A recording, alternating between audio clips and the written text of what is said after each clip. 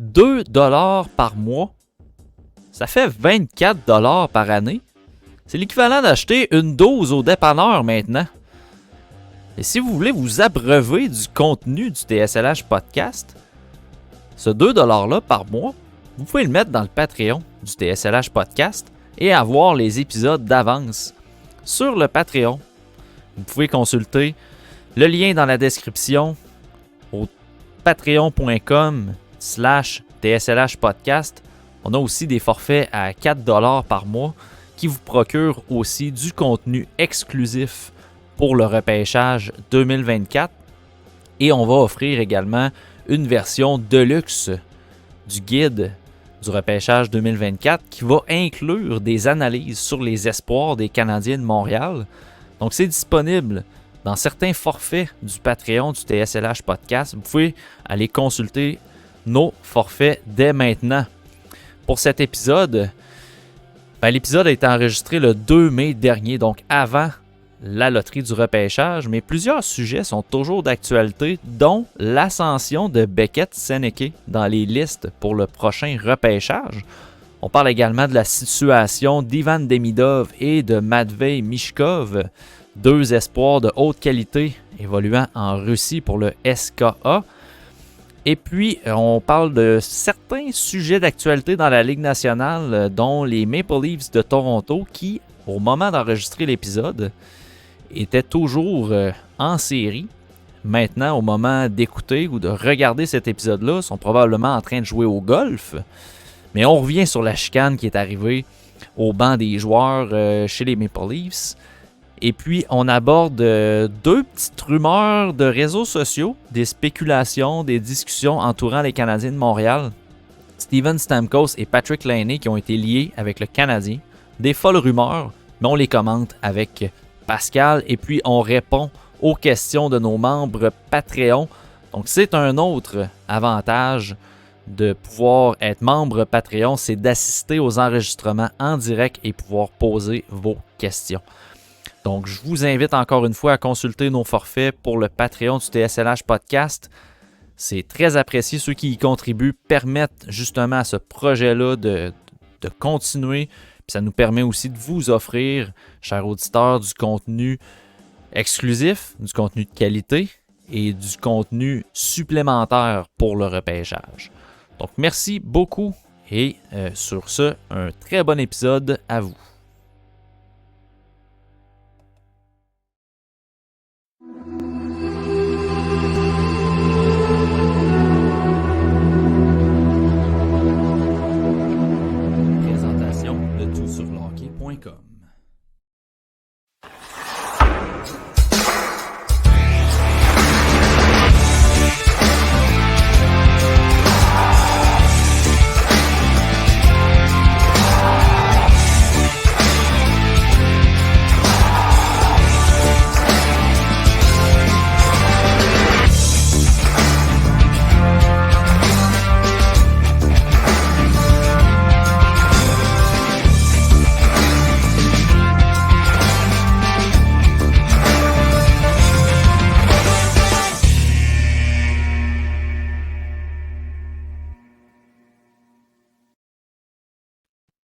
Salut tout le monde, bienvenue dans ce nouvel épisode du TSLH Podcast. Pascal est de retour, en grande forme. Je suis de retour, on va s'en tenir à ça. Je me suis ennuyé de cette toune-là. Yes. Elle reste dans la tête, cette toune-là. Hein. On est bien content de l'avoir remixée pour la saison 2023-2024. Épisode très chargé encore une fois aujourd'hui. On a fait appel à nos Patreons pour des questions, des sujets à traiter pour l'épisode. Et puis, on va y aller d'un deuxième segment par la suite. Pascal et moi, on va commenter les différents sujets d'actualité, les sujets de l'heure, que ce soit dans la Ligue nationale de hockey ou concernant certains espoirs. Donc, on s'est fait une petite banque de sujets qu'on va réagir. On va donner notre opinion, quelques observations et tout. Fait que ça va être vraiment des sujets en rafale, si on veut. Fait que ça va être bien plaisant à faire en deuxième segment. On va commencer par les sujets Patreon. Puis je suis quand même content parce que le premier sujet qu'on va traiter, Pascal, c'est en fait ça pourrait être une intro. Ça peut être une intro du podcast. C'est Nathaniel qui nous demandait c'est quoi la programmation pour le draft 2024 en ce qui concerne TSLH. La loterie, 7 mai. On ne sait pas encore l'heure. Ça risque d'être autour de 19h ou 19h30 habituellement si on se fie aux dernières années. Loterie du repêchage, on va être en direct sur Facebook, Twitter et YouTube. Donc, ce ne sera pas un... non, ouais, je pourrais le mettre sur Patreon directement, mais ça va mener à un lien YouTube qui va être sur notre chaîne. Donc, vraiment, allez consulter la chaîne YouTube de TSLH. Pourquoi on ne fait pas ça en live privé pour Patreon? C'est un événement qui est tellement contemporain dans le sens que c'est là que ça se passe. Fait qu'on a décidé de faire vraiment une émission spéciale live pour l'occasion. Un programme. Un programme, puis contrairement à avant, pas obligé de l'enregistrer, le programme. Il va être en reprise sur notre chaîne YouTube et en audio également. Pour la loterie, la soirée de la loterie du repêchage, Pascal et moi, on va être là, à moins qu'il se passe une maladie quelconque, que quelqu'un tombe au combat. On va se croiser les doigts. On va se croiser les doigts, Pascal, pour que ça se passe bien. On va avoir également Seb Gagné, Simon Servant, Simon Saint-Laurent également. Donc, le TSLH Espoir en grande force pour la soirée de la loterie. Et on va avoir un invité spécial avec nous, notre bon chum, Marty du podcast La Relève va venir nous rejoindre sur le TSLH podcast pour passer la soirée à analyser, à commenter la loterie, on va parler des cibles potentielles, des bonnes discussions sur les espoirs. Ça ne portera pas juste sur le CH, ça va vraiment porter sur les espoirs du repêchage. Évidemment, on va traiter du Canadien parce qu'ils font partie de la loterie, mais on vous prépare vraiment un épisode complet, vraiment une couverture complète pour cette loterie-là. Évidemment, par la suite, il y a la sortie de nos profils, la sortie de nos listes. Donc, pour poursuivre avec la question de Nathaniel, pour nos listes personnelles, il va y avoir des vidéos individuelles qui vont se faire. Donc, je vais faire une vidéo pour vous présenter ma liste finale. Pascal aussi va faire de même. Seb va faire de même aussi. Simon, sur sa chaîne YouTube, va faire la même chose. Saint-Lô va sortir sa liste via le guide, probablement sur son compte Twitter également. Pour les vidéos, ça va être vraiment des vidéos qu'on va faire en direct sur Patreon. Puis ça va être vous qui allez avoir accès en premier, dans le fond, d'avance, nos listes, nos analyses vidéo par rapport à nos listes. Fait que ça va être placé sur Patreon en premier avant d'être placé sur les plateformes publiques. Évidemment, il y a la sortie du guide qui va être en exclusivité sur le Patreon, qui va sortir public par après. Le guide de luxe va être exclusif totalement aux membres Patreon. Ensuite, pour la programmation du draft, c'est un podcast live qu'on va faire. Même chose que la loterie. Facebook, Twitter, YouTube. La gang du TSLH Espoir, on risque pas mal d'être tous réunis pour cet événement-là. Fait que ça va être une couverture complète pour toute la première ronde du repêchage annuel. Pour le repêchage de la deuxième ronde, je ne pourrai pas couvrir l'épisode malheureusement. Il n'y aura pas d'épisode live probablement. On risque de faire à l'écrit de la couverture, donc shooter nos profils. Ouais. On va commenter probablement les sélections, là, mais c'est ça, il y aura probablement... Je laisse la porte ouverte, là, mais il n'y aura probablement pas d'épisode en direct pour la deuxième ronde du repêchage. Exact. Puis il va probablement avoir un épisode après le U18, là, la semaine prochaine ou l'autre d'après, quand on va terminer de le regarder. Fait que, il y a quelques épisodes qui vont se faufiler probablement, là. Mais la grosse programmation, c'est pas mal ça. Là, on est dans l'écriture des profils et des quotes pour le guide. J'en ai un peu plus que 20 de fait là, au niveau des quotes. Là. Donc, ça avance. Ça avance, puis on n'en a pas parlé encore. On nous a pas posé la question s'il y en avait un cette année. On s'est pas questionné à l'interne si on en faisait un, mais je pense que la réponse va être positive. Il y aura le TSLH Espoir War Room.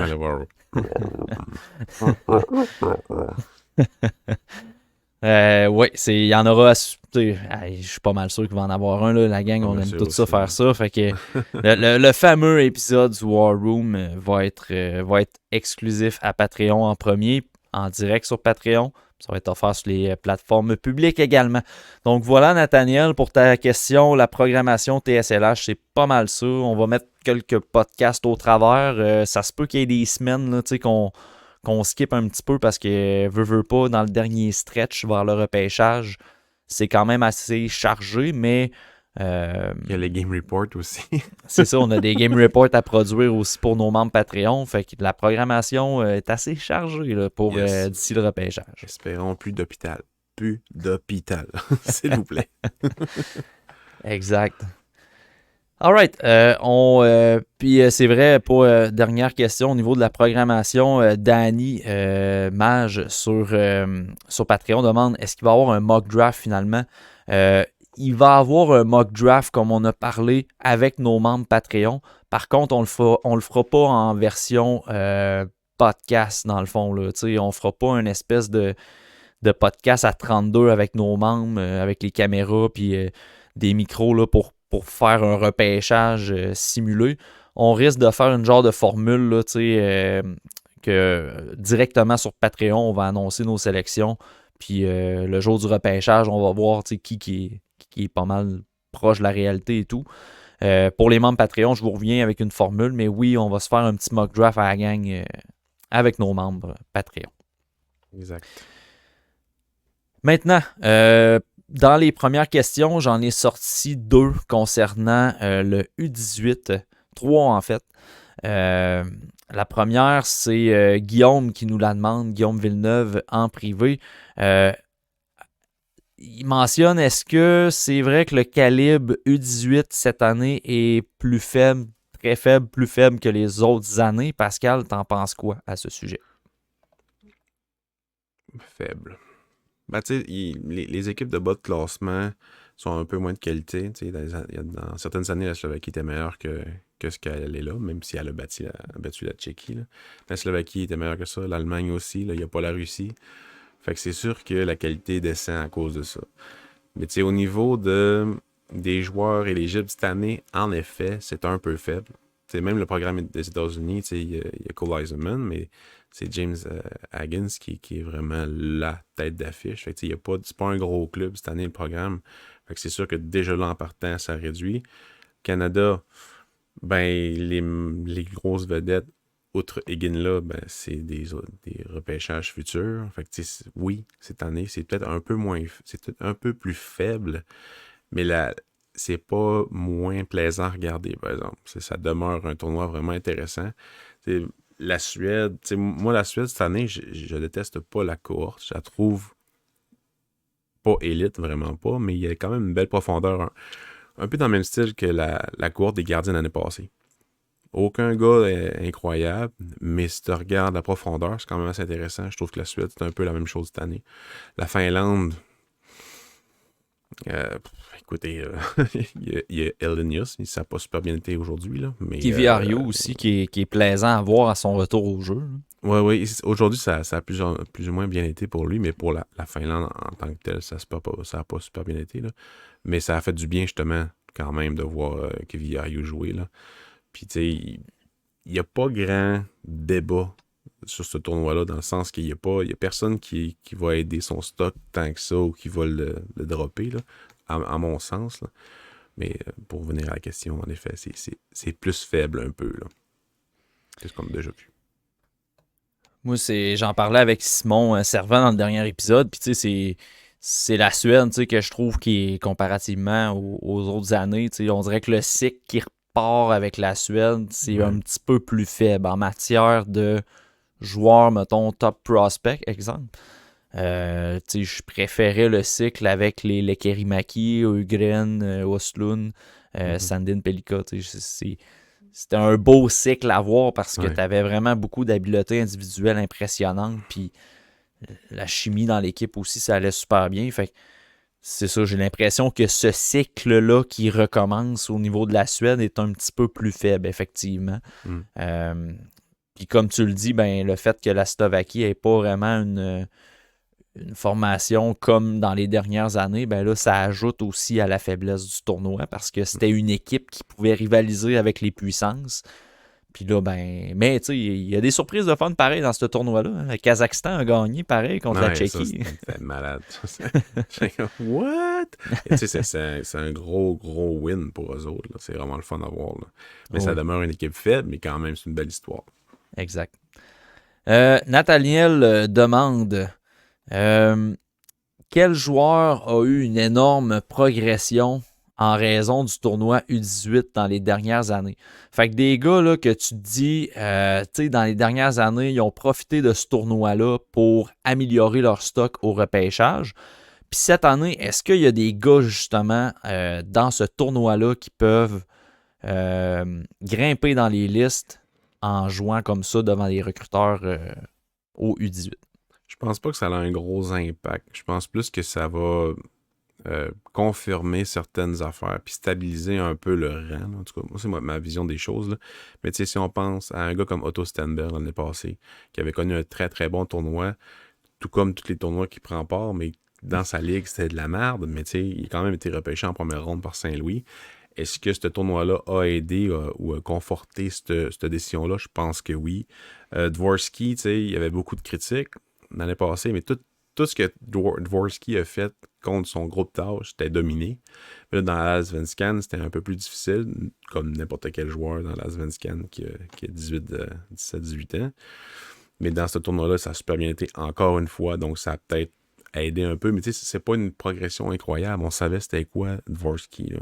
Mais ça a sûrement aidé. Un gars comme Lekerimaki, comme tu as dit, ça avait juste bien fini la saison. Il avait vraiment produit pas mal. Matthew Wood, peut-être. Peut-être que Matthew Wood, ça l'a aidé, même s'il y avait des bons coéquipiers, on va se le dire. Mais je pense que ça a pu l'aider, ce tournoi-là. Puis le dernier qui m'est venu en tête, c'est Kulich. Kulich qui avait connu un très bon tournoi également. Est-ce que c'est ça qui l'a fait progresser dans les listes? Je pense pas, mais ça a peut-être donné un petit hook à sa fin de saison. T'sais, pour les années 2017, 2018, 2019, en descendant, je commencerai pas à aller là. J'ai pas une mémoire incroyable. Ouais, il y avait Kotkaniemi, on se rappelle tous qu'il a skyrocké les listes après ce tournoi-là. C'était pas le U18, c'était un autre tournoi plus tôt dans l'année. Là, je me rappelle plus. Mandré à Mathias Brunet, c'est par cœur. Ouais, mais on parle de Mathias Brunet puis tout, puis on a vu passer un extrait sur les réseaux sociaux, puis tu sais, le but n'est pas de reprendre et de montrer qu'on connaît tout, là, mais je pense qu'il a été dit que Louis Leblanc avait augmenté sa valeur grâce au U18, mais il n'a jamais joué dans le U18, Louis Leblanc. Là, fait que c'est juste une petite correction, là, c'est ça, parce que je sais que l'extrait a comme été vu beaucoup et tout, là, puis c'est ça, Louis Leblanc, il a joué au U17, mais il n'a pas joué au U18. Il a joué en championnat mondial junior, mais c'est ça, il n'a jamais joué au U18. Mais fait que c'est ça, c'est juste pour rectifier le tout. Puis en commentaire, Guillaume Villeneuve qui nous mentionne que Jet Luchenko aurait peut-être gagné des gros points dans ce tournoi-là. C'est pas faux. C'est pas faux, mais je te dirais que pour les matchs que j'ai vus de lui, j'en ai pas vu beaucoup, là, fait que je vais être quand même conservateur dans mes propos, là, mais je trouvais que, en fait, ce qui me montre présentement dans le tournoi, c'est un peu ce que j'ai vu pendant la saison. Il porte très bien son nom, là. Jet. Là. Il a pas mal tout le temps la pédale dans le fond. Là. C'est une bonne petite fusée, honnêtement, sur ses patins. Il y a de l'énergie, il est intense. Fait que, c'est sûr, là, moi, j'ai juste. J'ai pas tout à regarder les matchs encore là, du 18. Là. J'ai travaillé toute la semaine. Fait que, gros rattrapage pour moi la semaine prochaine qui s'en vient pour le U18. Aussi. Mais tu sais, j'ai pas haï sa combinaison avec Iginla. Je trouvais que les deux, leur style pouvait peut-être bien se pouvaient bien fitter ensemble, là, dans le fond. Là. Ouais, cette année, qui a aidé son stock un peu, je pense que Lucas Peterson connaît un très bon tournoi pour la Suède. Très, très responsable, amène plus d'offensive que ce que je m'aurais attendu. Trevor Connelly, tu sais, j'aime bien ce qu'il fait pour les États-Unis, mais les États-Unis, ils dominent quand même. Là. Fait que, c'est bien ce qu'il fait, mais s'il ne produisait pas, là, on se poserait des questions. Là. C'est bien qu'il produise, en fin de compte. Donc, ça donne pas mal plus de profondeur à cette équipe-là. Mais niveau de connaître une progression incroyable dans les listes, à date, il n'y a personne, même Egan là, c'est correct ce qu'il fait. Il en fait pas trop, il en fait pas assez. C'est bien correct, puis on en regarde les jeunes de 16 ans dominer. Ouais, exact. Puis, tu sais, on parle beaucoup de Cole Eiserman. Tu sais, j'en ai parlé avec Simon. Fait que, tu sais, je pense pas m'éterniser sur son cas, mais, tu sais, dans le deuxième volet de la question à Nathaniel, quel joueur jusqu'à maintenant pourrait capitaliser sur ses bonnes performances? Tu sais, je pense que Cole Eiserman, il confirme un peu ce qu'il nous a montré. Là. Il est capable de marquer des gros buts, il est capable d'être diversifié dans son offensive. J'ai vu des commentaires de JP Glow, de recruteur de Nashville, que lui, il a l'air à bien l'aimer, là, Cole Eiserman. Là. Fait que c'est un sujet qui est polarisant sur les réseaux sociaux. Puis j'ai l'impression que c'est polarisant aussi à l'interne entre les recruteurs. Ouais. Mais reste que ce tournoi-là va quand même aider à ce que des recruteurs continuent d'apprécier ce profil-là quand même. Là, c'est ça. C'est des infos de plus dans un calibre quand même assez intéressant. En tout cas, selon moi, j'aime mieux j'aime mieux voir Cole Eiserman dans ce tournoi-là que contre une équipe de fond de classement de la USHL, mettons. Exact. Il y avait plusieurs questions. Là. Il y a Guillaume en privé qui nous demandait ça. Puis il y avait Marc Paré aussi dans nos membres Patreon qui demandait est-ce que vous êtes surpris de la bonne performance de certains joueurs au U18? Puis Guillaume, il venait renchérir nos surprises, nos déceptions présentement dans le tournoi. Fait que selon toi, Pascal? Hagens, sérieusement, là, il connaît tout qu'un tournoi. Dans les deux sens, le patinoire aussi. Là, il y a une bonne saison aussi. Il y a eu une bonne saison avec le programme, mais il fait comme c'est une belle cerise sur le Sunday. Il domine complètement la compétition. McKenna, évidemment, connaît un très bon tournoi aussi. Est-ce que je t'ai étonné de Martone, Porter Martone? Oui, vraiment. Ben, pas nécessairement impressionné, mais j'ai comme perdu un peu, je pense qu'on en a parlé une couple de fois, j'ai perdu un peu l'intérêt envers lui durant la saison, peut-être un peu l'effet de son équipe là, qui n'est pas tout intéressante. Mais il fait comme ramener un peu, pas le hype, là, mais l'intérêt que j'y portais plus tôt en saison. Donc, sérieusement, c'est plus l'effet de groupe que tous ces jeunes-là produisent qui m'intéresse que vraiment un gars en particulier. Hagens ne m'impressionne pas, c'est juste qu'il est vraiment solide. Là. Qui m'impressionne serait vraiment juste dire que je le connais pas pantoute. C'est pas ça pantoute. Fait que je suis juste content que ces gars-là produisent puis impressionnent. T'sais, Brody Zimmer, ça va super bien pour lui. Il y a bon, avec Stiga, ça va bien. Puis Hagens, là. Mais je suis content que ça aille bien puis qu'il démontre qu'il n'est pas juste un gars qui va en avant du net, qui amène pas mal plus de choses sur la glace. Là. Fait que peut-être c'est un gars qui pourrait augmenter un peu dans les listes là, à la fin de ce tournoi-là, vu la tribune. Tu sais, on parle de surprise, déception. Moi, la surprise que j'ai, puis j'ai pas encore regardé le match de la Finlande aujourd'hui. Tu me disais que Kevin Ariou, c'était un petit peu plus difficile, mais ce qui m'a surpris, c'est justement qu'ils sortent quand même fort au début du tournoi, malgré une absence prolongée pendant la saison. Sauf que j'étais quand même prudent quand j'ai vu son rendement. Je me suis dit, les premiers matchs, je sais pas si les gens qui nous écoutent peuvent figurer un peu, relate ce que je vais dire. Là. Je cherche le mot en français, là, mais bon, désolé, Office 101, là, j'ai utilisé un anglophone, un anglicisme. Mais, ouais. Mais, tu sais, la première game, là, dans ta ligue de hockey, de bière, là, ça va tout le temps bien. T'as des mains, t'as du patin, t'as du cardio, hey, ça va bien, puis tout. Puis tu sais, la game d'après, wow, c'est un petit peu difficile, là, le hockey sense, là, tu sens que là, t'es en début de saison, c'est moins bon. Puis là, après ça, t'es t'es rouillé un petit peu. Fait que là, 3e, 4e, le hockey sense aussi, il est déficient. Puis là, tranquillement, là, ça s'en vient bien. En tout cas, je parle peut-être pour moi, mais moi, Stiffy, c'est tout le temps ça. Première game de l'année, les mains, les shots, tout est là. Puis après ça, ça vaut pas de la merde pendant 2 semaines. Là.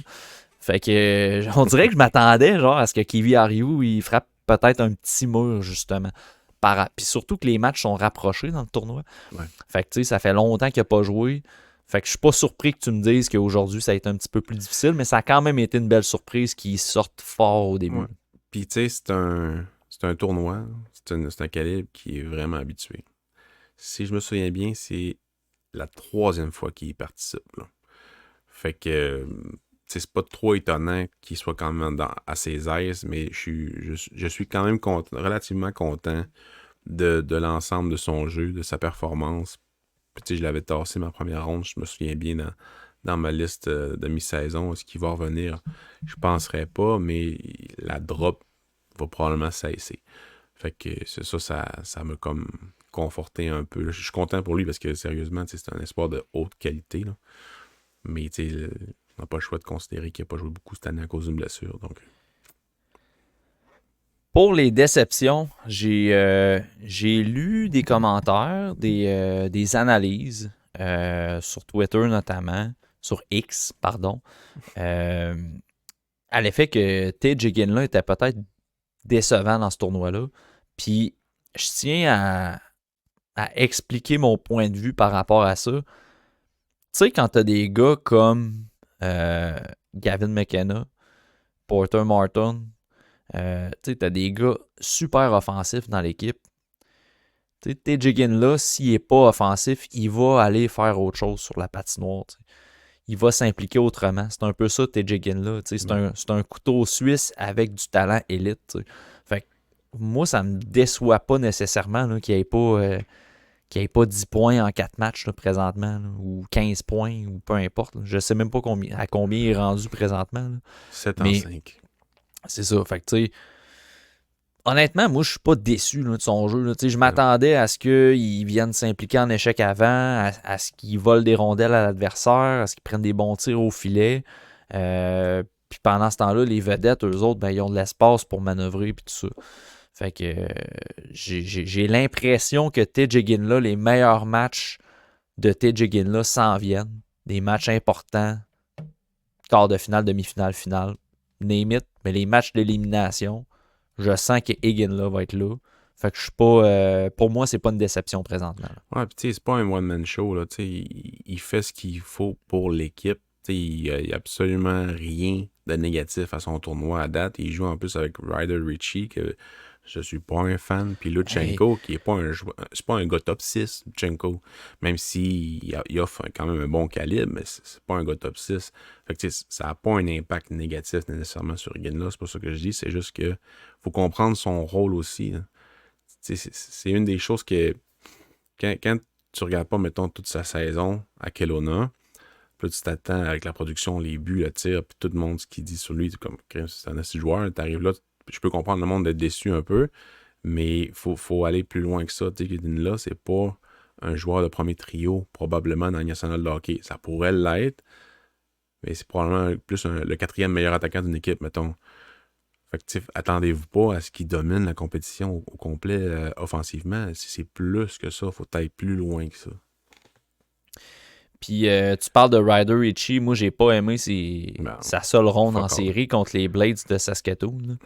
Il n'y avait pas d'espace à la patinoire, puis tu le voyais qu'il y avait de la misère. Puis même encore là, dans le tournoi, contre la Suède, il n'y avait pas beaucoup d'espace, puis c'était des pertes de possession. Il manque d'options. C'est ça. Mais c'est qu'il n'est pas capable d'aller les chercher, ces options-là, parce que, tu sais, moi, je trouve que c'est un gars qui a une bonne vision de jeu puis qui a des bonnes mains, mais quand l'espace est restreint, il a vraiment de la misère à cibler ses options. Fait que, tu sais, je dis pas ça pour excuser le rendement de Ginla, pas du tout. Non. Mais ça reste quand même un facteur à considérer. Tu sais, Ritchie a fait beaucoup de pertes de possession en zone offensive. Puis, je veux dire, c'est pas de la faute à Ginla, rien. C'est qu'à un moment donné, quand le jeu avorte, ben, le jeu avorte pour tout le monde. Là. Que ce soit pour Ginla, pour Luchenko, pour Muse à la défense. Muse, d'ailleurs, là, pour vrai, là, il est vraiment... Tout qu'un patineur, ce gars-là. Puis, honnêtement, là, Je pense que c'est un défenseur, pas qu'on devrait parler plus, là, parce qu'à un moment donné, il y a quand même des limites, là, je le vois pas dans le top 10. Là. Mais sérieusement, là, moi, puis j'aime beaucoup sa combinaison avec Frankie Merrelli. Là. Frankie Merrelli qui s'occupe des coups d'épaule. Muse y essaye, mais tu vois que c'est pas toujours timé. Là. Ouais. Mais au niveau du transport de la rondelle, puis la vision du jeu de Muse, la façon qu'il camoufle ses intentions de passe, là, honnêtement, lui, je l'aime beaucoup depuis le début de la saison, mais dans ce tournoi-là, il fait que confirmer ce que j'aime de lui. Là. Il y a beaucoup de fantaisie un peu dans son jeu, beaucoup de stock de junior, mais j'ai l'impression que dans le hockey professionnel, il va se stabiliser un peu, il va en faire moins de stock de junior, tu sais. Contrairement à un gars comme Mats Lindgren, mettons, que j'étais pas un fan, mais on dirait que j'ai plus confiance en Henry Muse, puis c'est pas le gars le plus physique, là, mais il faudrait qu'il arrête de tout le temps faire du mohawk. C'est juste ça. Pas qu'il arrête. Il arrête pas. Faut tout le temps qu'il en fasse. C'est pire en OHL, là. Mais je trouve que dans ce tournoi-là, il est un peu plus droite, mettons. Un peu plus vers le filet, un peu plus simple. Puis c'était tant mieux. Oui, il n'y a pas une grosse production, mais c'est pas grave. L'offensive se gère par les attaquants au Canada. Faut voir ça comme ça. Ah, puis c'est le même principe qu'on explique à toutes les années au championnat mondial junior. Il y a 12 attaquants, il y a 6 défenseurs.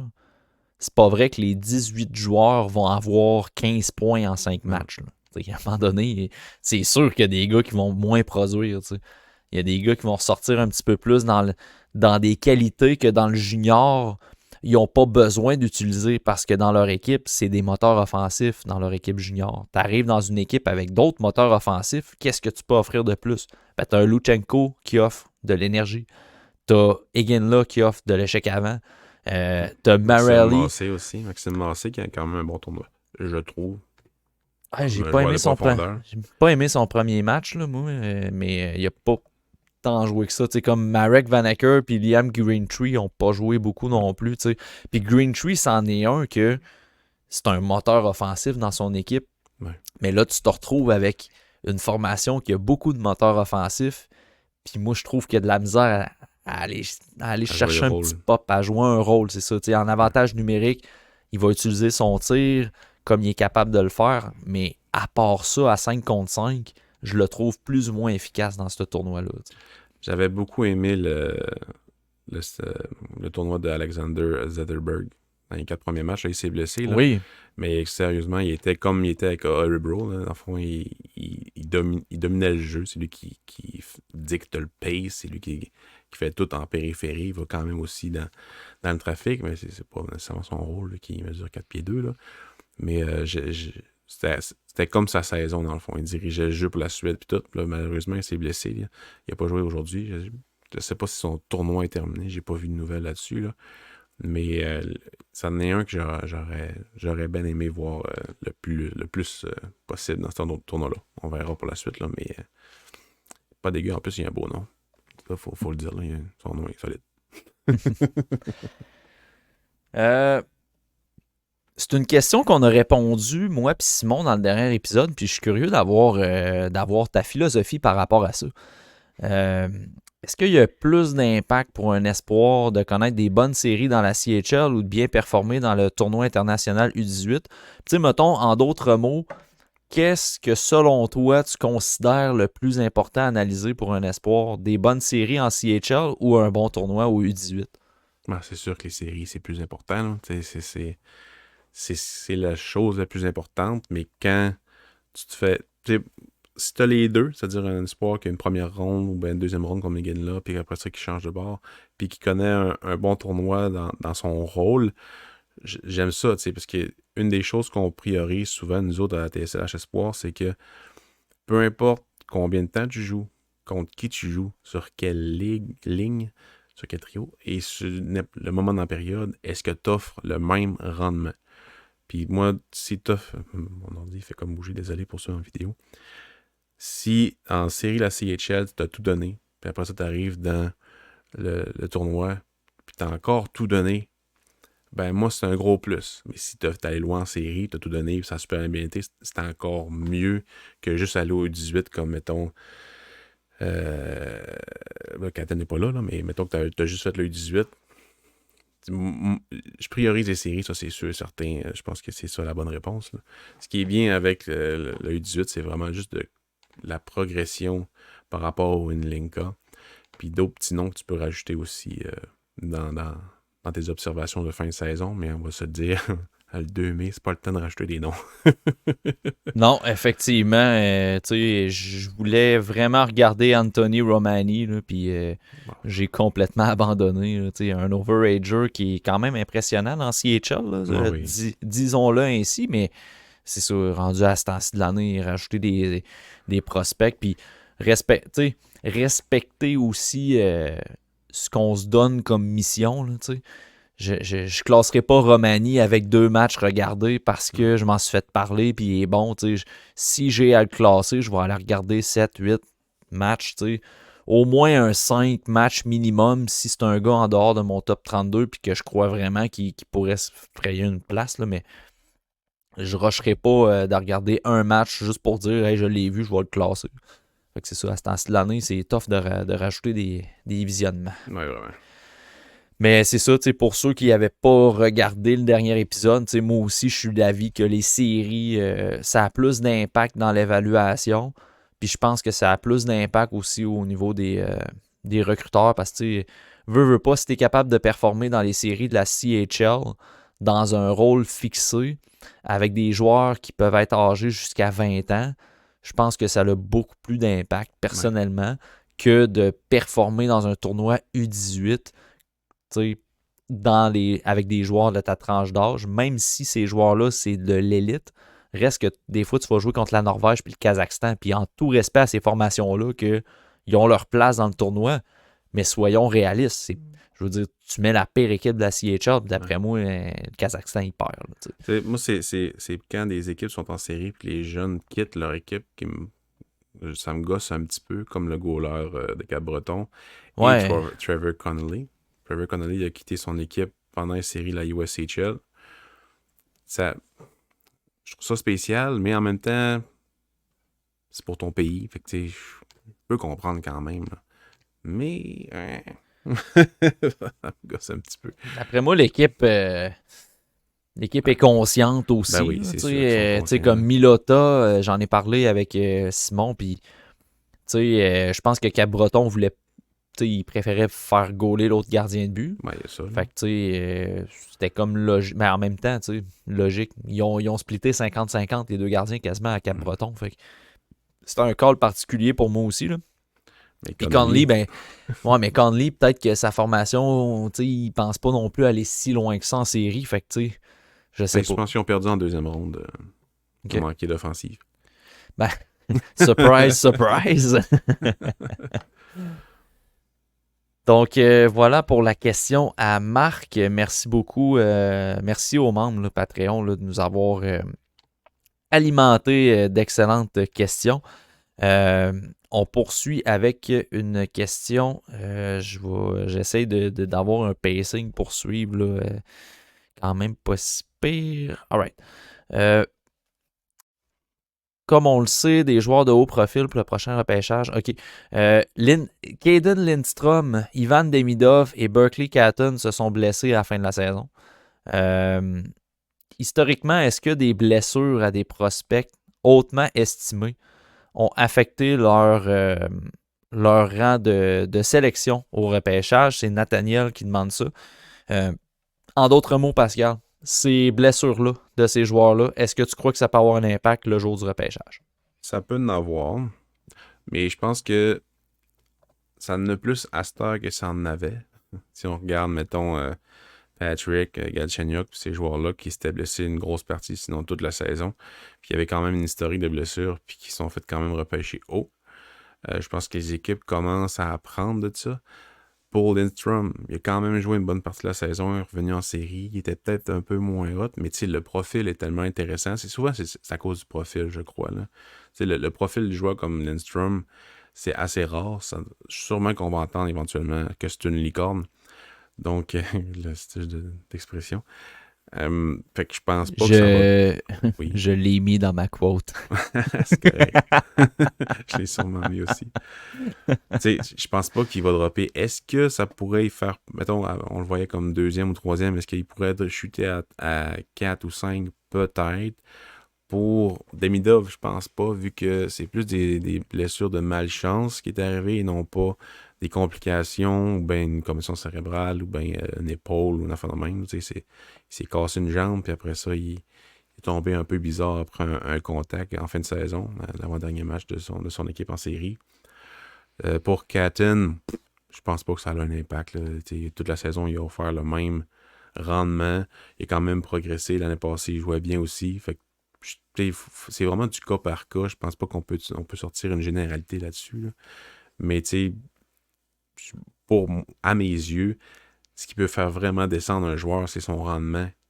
Mettons si Ratou, là, Ratou, peu importe. S'il n'avait pas joué une partie de la saison, là, je pense qu'il aurait sorti plus haut que s'il avait joué comme là, il a joué toute la saison, puis il a vraiment droppé en deuxième ronde. Mais s'il n'avait pas joué, je pense qu'il aurait sorti en première ronde. Fait que tu sais, parce que justement, on a vu à quel point il manquait de progression dans son jeu de hockey sense, de créativité. Fait que je pense que le fait de jouer peut plus nuire un joueur de haut niveau au début de la saison que d'être blessé, mettons. Mais j'ai pas d'exemple en tête. Moi, je me dis que si un gars avec un historique de blessure comme Nolan Patrick est sorti premier, malgré l'historique, parce que je pense que c'est un peu... Deuxième, pardon, excusez. Je pense que c'est l'historique qui est vraiment problématique. Moi, personnellement, je me mets dans la peau d'un recruteur demain matin. Je le sais qu'un joueur a été blessé dans le midget 3, dans le junior 2 saisons, incluant son année repêchage. Oui, c'est un gros red flag. Dans le cas de Caden Lindstrom, à mon sens, il n'a pas été blessé l'année passée. Je crois qu'il n'a pas été blessé. Demidov, je me souviens pas. Je pense que Demidov il a été blessé un petit peu l'année passée. Je me trompe-tu? Ou en tout cas, je me mélange peut-être avec un autre espoir, mais tu sais, quand c'est des joueurs élites de même, je pense pas que ça affecte nécessairement la blessure. Je veux dire, il faut que tu respectes le profil au final. Là, Lindstrom, oui, il s'est blessé. Ça va arriver à tous les joueurs de se blesser. Est-ce que son sujet à se blesser souvent, c'est plus ça que je me pencherais si j'étais dans la chaise d'un recruteur? Puis dans le cas des trois gars nommés, Lindstrom, Catton puis Demidov, je pense pas que ce soit un cas très problématique. Là. Je pense pas. Puis tu sais, des high profile, les équipes les connaissent depuis plusieurs années souvent. Fait que, la saison du draft est importante, mais comme ton Shane Wright qui a manqué une année, mais à 15 ans, il était vraiment, vraiment bon. Puis tout. Fait que, tu sais, faut quand même voir le passé. Le passé aide souvent à analyser. Mais mettons qu'on prend Kiviario, là, qu'on voyait dans le top 10 depuis 2-3 ans. Puis, son année de 17 ans, parce que l'année passée, ça a été correct, mais pas tant hot. Puis là, les 10-12 premiers games de la saison, il n'y a pas tellement un bon rendement. Ça n'allait pas super bien. Là, il se blesse tout le reste de la saison. Il va probablement sortir début deuxième ronde ou fin première. Mais si, mettons, il avait joué, il avait continué à être mauvais. Là. Je pense qu'il aurait sorti plus loin que ça. Fait que, tu sais, c'est ça. Je pense que des fois, ça peut aider certains joueurs. Si on avait un choix ultime, puis je continue avec deux joueurs qu'on a nommés, c'est une question de Jimmy via Patreon. Si on a un choix ultime entre Caden Lindstrom et Berkeley Catton, juste en termes de talent et de leadership, lequel on prendrait entre les deux? Lidstrom est avant dans ma liste. Lindstrom, et non pas Lidstrom. Est avant dans ma liste. Fait que c'est sûr que je prendrais lui. Niveau leadership, Catton est un des gars les plus talentueux là, du repêchage. Niveau leadership, il a pris le contrôle souvent dans son équipe de l'action, un gars très vocal sur la glace. Lindstrom, très indiscipliné souvent.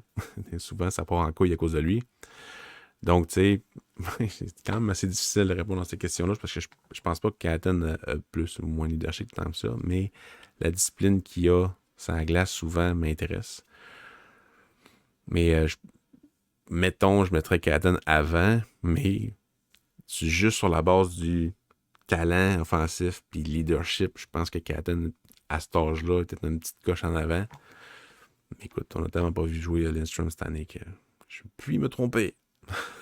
Ben, si on se fie juste au talent et leadership, strictement, je prendrais effectivement Catton avant Lindstrom. Par contre, quand j'arrive pour élaborer ma liste, faut que je pense aussi à plus tard. Ouais. Tu sais, la projection dans la Ligue nationale, quel profil je prévois que il va être plus dominant et plus prompt à jouer dans la Ligue nationale. Puis Lindstrom, il y a une coche au-dessus pour ça. C'est pour ça que Lindstrom il est en haut de Catton dans ma liste. Parce que puis si je mets Catton juste pour le talent et le leadership, je suis pas en train de dire que Lindstrom, il n'y a pas de leadership et pas de talent. Je veux juste être clair, là, parce que des fois, dans les discussions sur X, t'as l'impression que c'est ça. Si tu dis que t'en préfères un, c'est parce que t'as eu l'autre. Là. Mais c'est pas ça. Là. C'est juste que Ça, à talent égal, mettons, puis ça, je déteste cette expression-là, mais mettons, ça existe pas. Ouais. c'est ça n'existe pas le talent égal parce que c'est des talents différents, peu importe le joueur et le profil.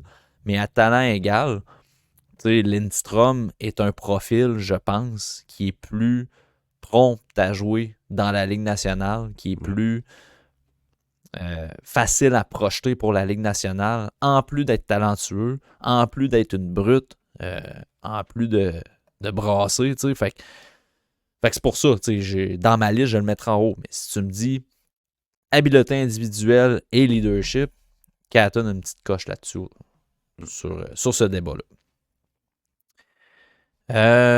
On poursuit. Merci, Jimmy, pour ta question. Tant qu'à être dans le dossier Berkeley Catton, on a une dernière question le concernant et c'est Danny qui nous la pose. C'est au sujet, c'est suite à l'article d'Anthony Martineau sur TVA Sport.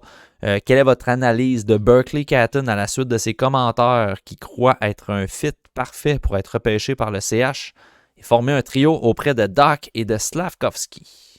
C'est sûr que t'es avec deux gars géants, c'est bien pour lui.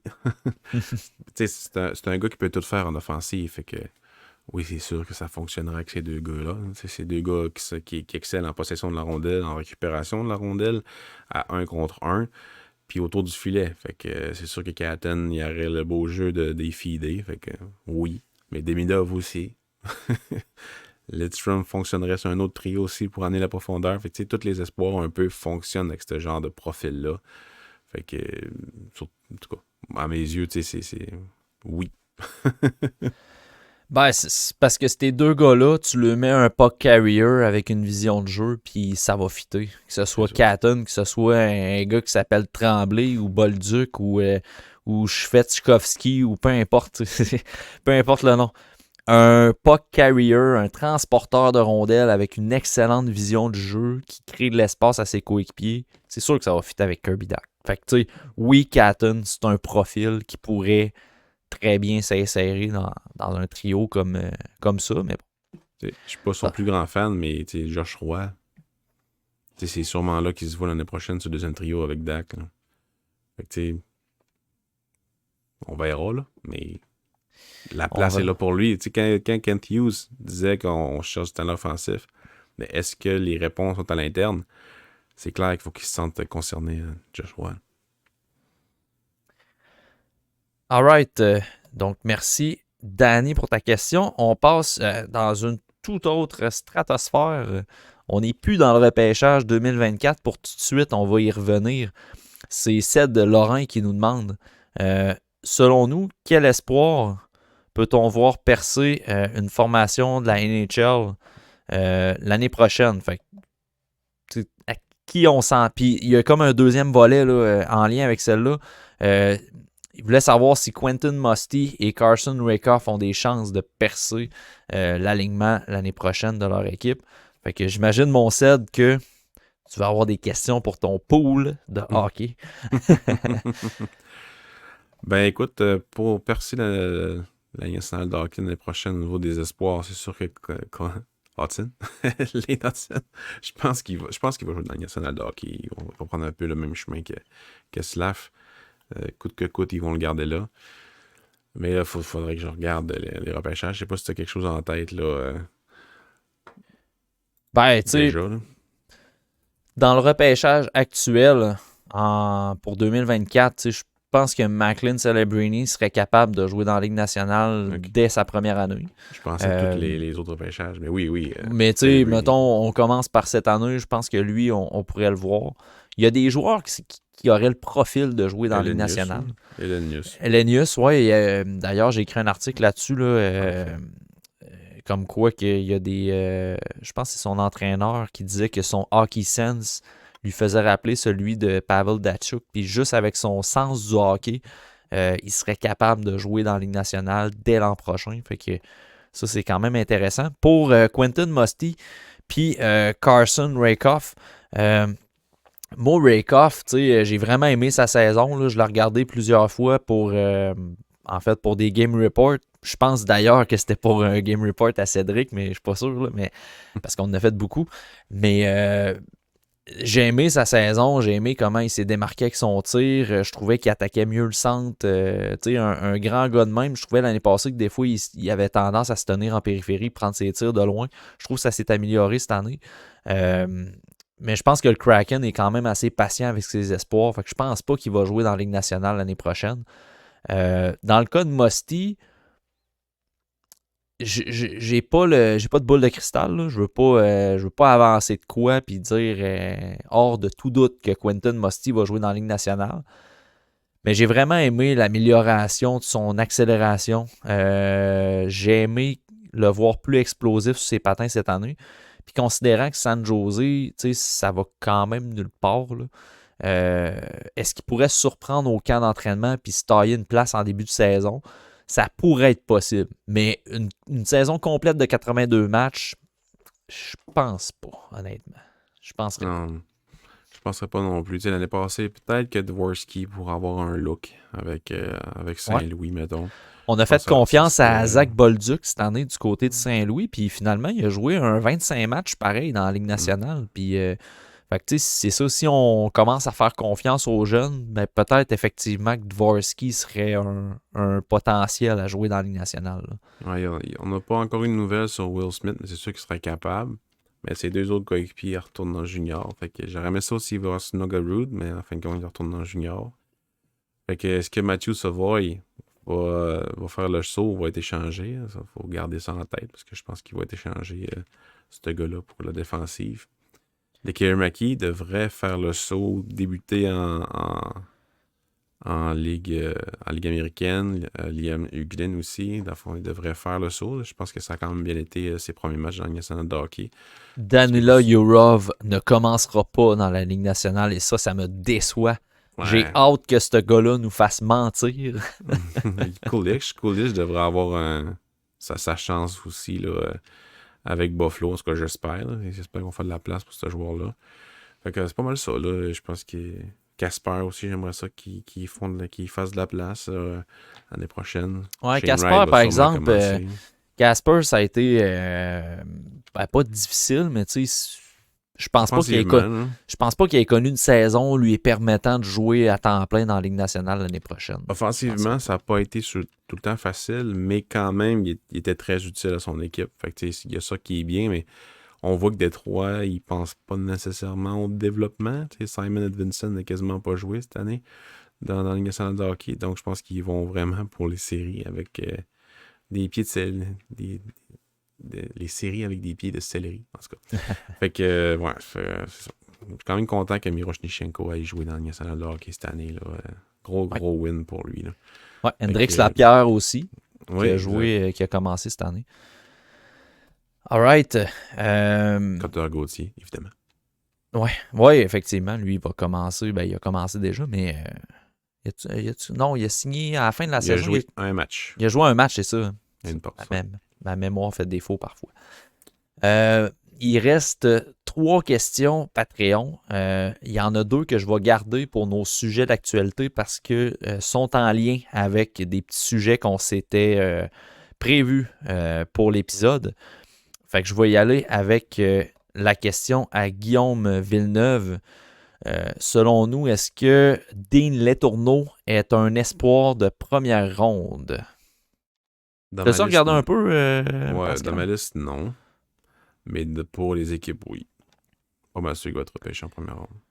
Ouais, je pense aussi que c'est le genre de profil, tu sais, une équipe qui a confiance en ses moyens de développement. Parce que Dean Letourneau, tu sais, j'ai sorti un profil sur lui aujourd'hui. Là, on enregistre le 2 mai, puis le profil il est disponible sur le TSLH Espoir. Tu sais, Dean Letourneau, c'est vraiment un projet très peu entamé, je trouve. Tu sais, j'ai eu des discussions avec Simon Servant. Simon, il trouvait que son patin n'était pas problématique. Moi, je suis peut-être tombé sur une batch de matchs qui était moyen, mais tu sais, ces matchs en USHL, moi, je trouvais que son patin n'était pas très adéquat.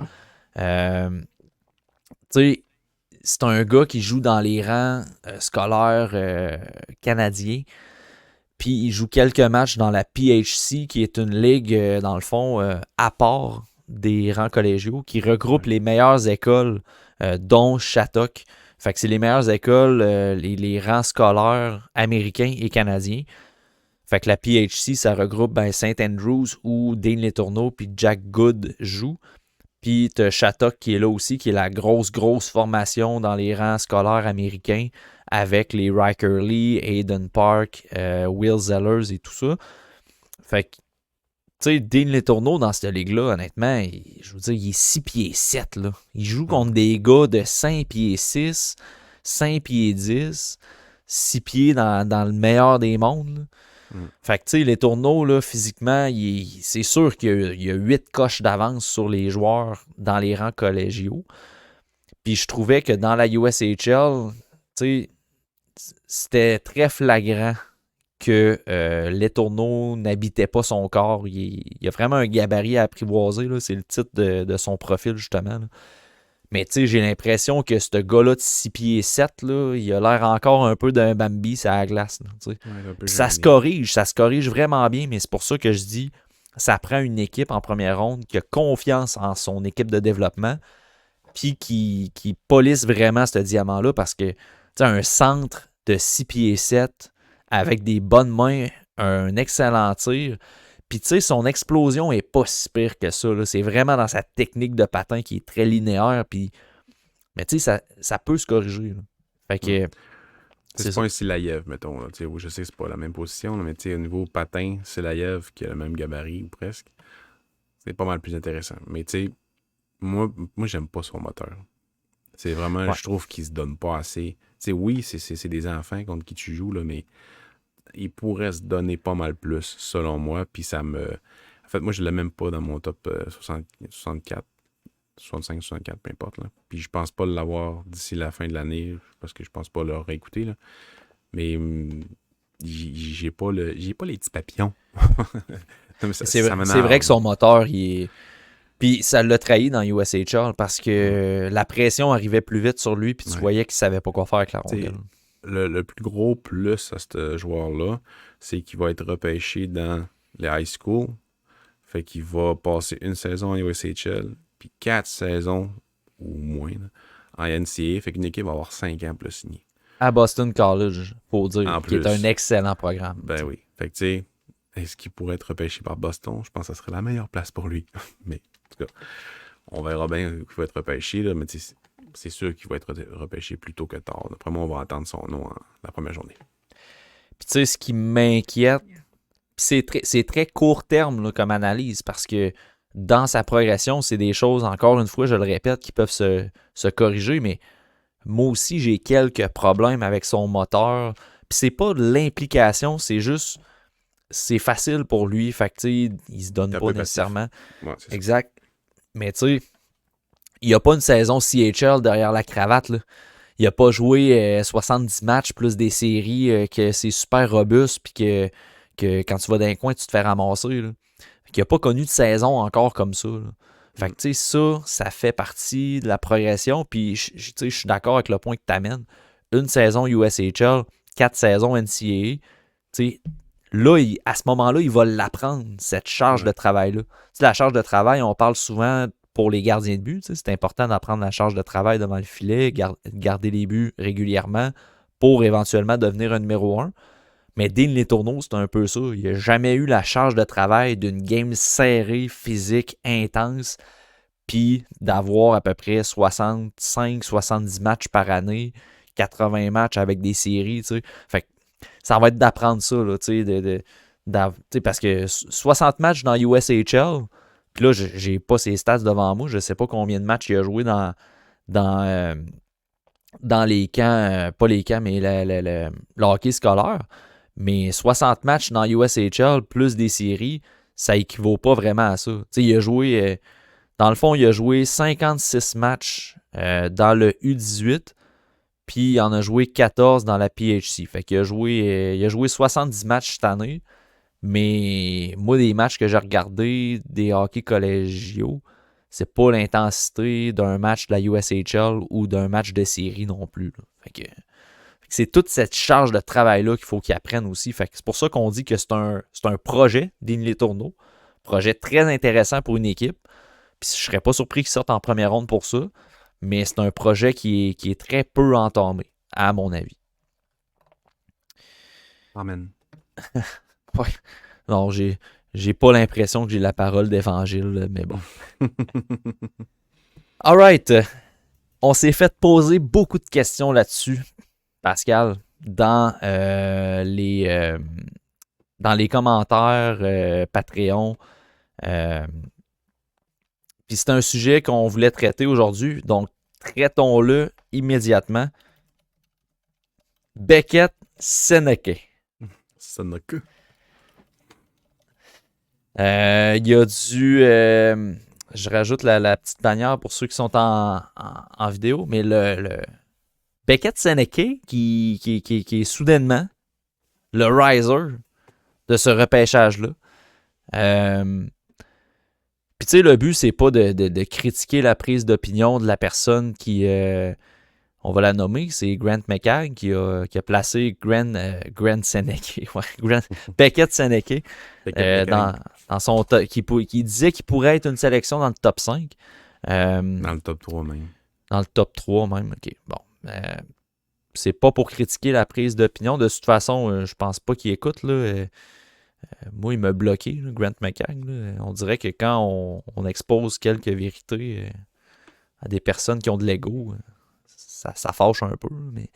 Yep. Bref, Beckett Seneke, c'est un gars que le TSLH Espoir, on suit depuis le début de la saison. Il est classé dans nos top 32 pas mal depuis octobre, novembre.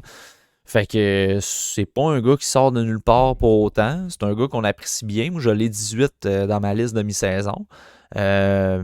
Ceci étant dit, Pascal, est-ce que une sélection, en raison de ces séries, je pense que c'est ces séries qui jouent pas mal dans cette discussion-là, oui. Est-ce que ce rise-là est legit, à ton avis? Ce rise-là est legit. En fait, tu sais, il offre pas mal le même rendement qu'en saison, mais c'est juste que là, en série, tu sais, ce gars-là a un style de série. Puis ce que j'aime bien en ce moment, c'est que son rendement est plus efficace. Tu sais, il perd moins la rondelle, il va plus au filet, il stabilise le jeu pas mal. Fait que, tu sais, est-ce que le hype est legit? Non, pas à ce point-là. Mais tu sais, il y a des équipes qui l'ont sûrement dans leur top 5, évidemment. Là. Mais tu sais, moi, ce que j'aime pas, évidemment, c'est que là, il y a plein de monde qui veulent pas ce joueur-là. Puis là, à cause que lui, il dit qu'il est vraiment bon, qu'il pourrait sortir top 3. Donc là, je veux pas que le Canadien prenne. Fait que là, ben, ils ont le trash pour vanter Lindstrom, Demidov ou Parik ou peu importe. Fait que ça gosse. Puis ça fait 3 ans que ça fait ça. Tout le temps. Puis c'est tout le temps des joueurs qui sont dits par ce gars-là. Puis pour comme valider d'autres joueurs, ben, il trash ce joueur-là. Fait que je sais pas à quoi qu'il pense quand il fait ce genre d'affaires-là, mais grand bien lui fasse, là. Mais tu sais, Seneke, c'est un excellent joueur de hockey. Est-ce que 5, ça serait un reach? Je crois que oui. Mais c'est vrai qu'il y a des bonnes séries. Mais là, tu sais, c'est comme à chaque semaine, il sort des noms. Fait que m'amener, là. Faut que le monde arrête de capoter, là. Grant McCagg a des insights à l'interne. Je pense qu'on est capable de se l'avouer à tous, là. On le sait, là. Quand il vante un joueur, c'est parce qu'il s'est fait dire que le CH, il l'aime. Est-ce que le CH aime Beckett-Seneke? Je pense qu'il y a le profil pour que le CH l'aime. C'est un gars qui est très combatif avec la rondelle, très bon en protection de rondelle, il est hargneux, il est intense sur le jeu. Il a des bonnes mains. Fait que, tu sais, le profil, il est à aimer, effectivement. Puis je serais pas surpris que le CH, il l'aime non plus. La stratégie de dire c'est un choix top 3, moi, je pense, personnellement, que le CH aime Seneke, mais pour le prendre avec le choix des Jets. Sauf que là, en disant que tu l'as top 3, quand le CH va le prendre au rang des Jets, ben là, c'est facile de revenir et de dire, regardez, moi, je l'avais 3. Fait que, en tout cas, je pense que c'est un peu c'est un modus operandi qu'on a vu dans les dernières années. De mettre Liam Ogren 2e dans une liste pour après ça le faire disparaître à la fin de la saison. C'est ça. C'est du déjà vu. C'est ça. C'est pour créer créer des discussions, des partages, des abonnements. C'est ça. Fait que, tu sais, je pense que le CH l'aime bien pour que Grant McCagg mentionne ceci et cela. Je pense que le CH l'aime bien. Je pense que ça pourrait être une cible pour le CH au rang des Jets. Mais là, faut pas partir en peur. Puis, tu sais, je sais que nos auditeurs sont bienveillants. Ils comprennent ce qui se passe. Trachez pas Beckett-Seneke parce que quelqu'un le met top 3. Là. Le CH là, passera pas par-dessus Demidov pour prendre Seneke. Du moins, j'espère. OK? Fait que Seneke, s'ils le prennent au rang des Jets, tout le monde va être content. C'est un bon espoir, on l'aime. S'ils le prennent 3e, 4e, 5e, on en reparlera, là.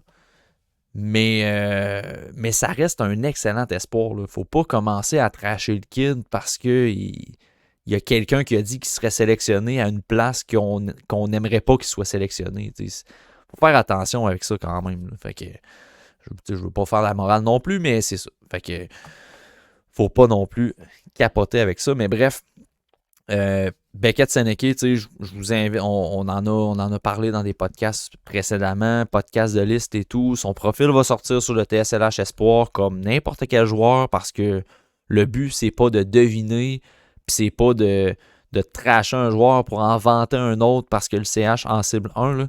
TSLH Espoir, c'est fait pour vous présenter les joueurs. Vous ferez une opinion après sur la sélection du CH. Exactement. Fait que on va sortir du stock assurément sur Beckett-Seneke, mais ce rise-là, pour moi, je le comprends plus ou moins. T'sais, il est 18 mi-saison, puis au final, dans ma liste, il risque d'être dans ces eaux-là pareil. Là, fait que c'est ça.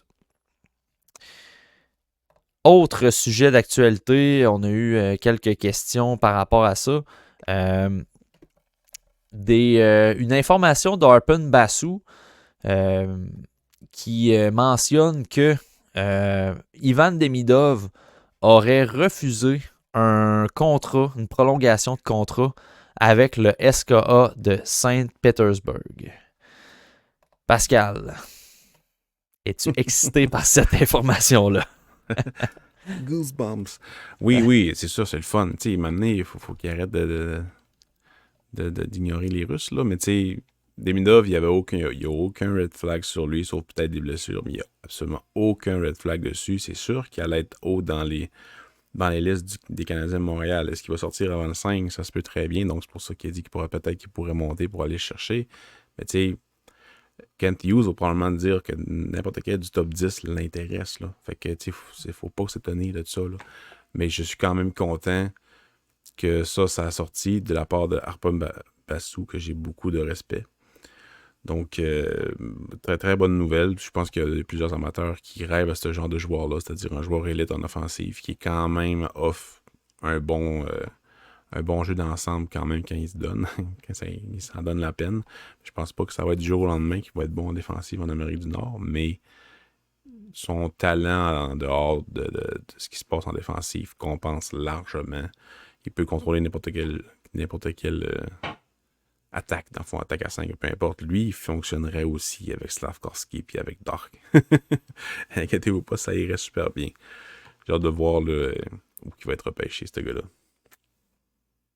Le 30 janvier dernier, ça fait quasiment 4 mois à peu près de ça. J'écrivais un texte au sujet de Matvei Mishkov et de Ivan Demidov.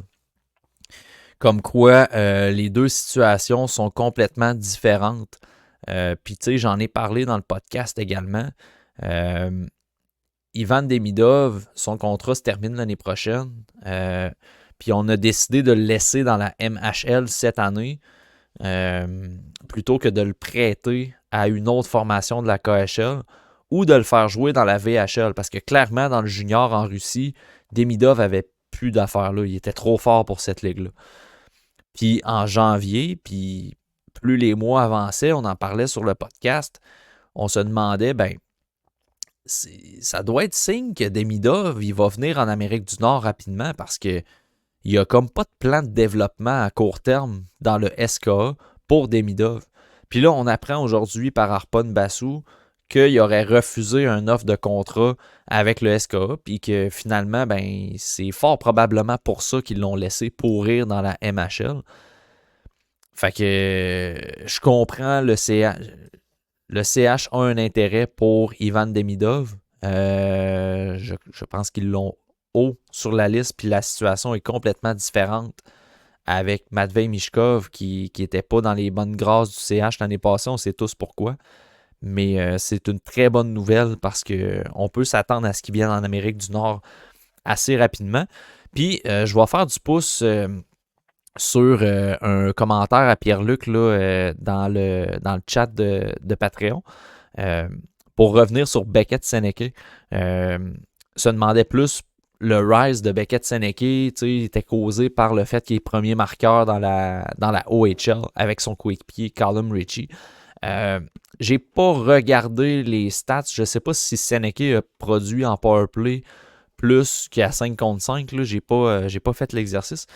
Mais avec le style hargneux puis intense avec la rondelle qu'il a offert pendant toute la saison, je suis pas surpris que son apport en série soit plus intéressant dans le fond du côté de la OHL.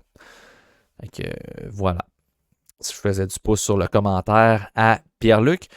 Je reviens à Demidov, en fait, pour faire une petite transition vers notre deuxième sujet russe qu'on voulait aborder.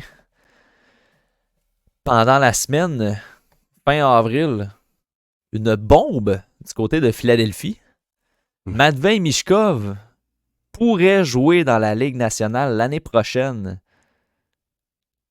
Quel... ça va faire mal là, à quelques personnes. J'ai notre bon ami Will Leblanc en tête que ça va y faire mal si Michkov joue avant Reinbacker dans la Ligue nationale, mais... Ouais. Ce qu'il faut qu'on fasse, ils ont fait une décision. Ils ont pris une décision. Puis, tu sais, moi, je crois les rapports... Ce qui est sorti un peu des entrevues, c'est que Mishkov s'en colissait un peu, puis qu'il disait genre, wow, je jouerai jamais en défensive. Moi, ce qui m'intéresse, c'est des buts. Il aurait dit des affaires dans le même aux Canadiens. Donc, je peux comprendre que tu fais comme, bon, c'est clair qu'il veut pas tant jouer pour les Canadiens de Montréal, alors que, mettons, à Philadelphie, il a complètement dit le contraire. Que genre, il a hâte de jouer pour eux autres, blablabla. Fait que, tu sais, je pense qu'il a manipulé un peu les entrevues. Tant mieux pour lui, là, il a choisi une équipe. C'est vraiment ça qu'il a fait. Donc là, on apprend que peut-être que son équipe voudrait résilier son contrat de commun accord, puis que s'il fait pas l'équipe, il va retourner là-bas. Écoute, c'est le meilleur des scénarios, là. Mais pour faire les Flyers, c'est le meilleur des scénarios. Je suis pas sûr que pour Mishkov avec le Tortorella, je suis pas sûr que... En tout cas, je pense que ça pourrait être quand même drôle. Mais je suis vraiment content. Je suis pas tant surpris, par exemple. Pas tant, vu que ça arrive quand même de plus en plus, ce genre de situation-là. Ça veut dire que la KHL va comme briser le contrat puis va l'envoyer. De toute façon, le Ska, il faisait même pas jouer, il l'envoie tout le temps ailleurs. C'est quoi la différence? En tout cas. Fait que non, moi, je suis juste vraiment content pour le kid s'il s'en vient. Si c'est une autre saison là-bas, on verra bien. Mais ouais, j'espère que ça va se faire. Dans la déclaration du DG du SKA, c'était mentionné que Philadelphie, il y avait des bonnes relations avec le SKA puis qu'il ne s'attendait pas à ce qu'il brise des ententes ou peu importe.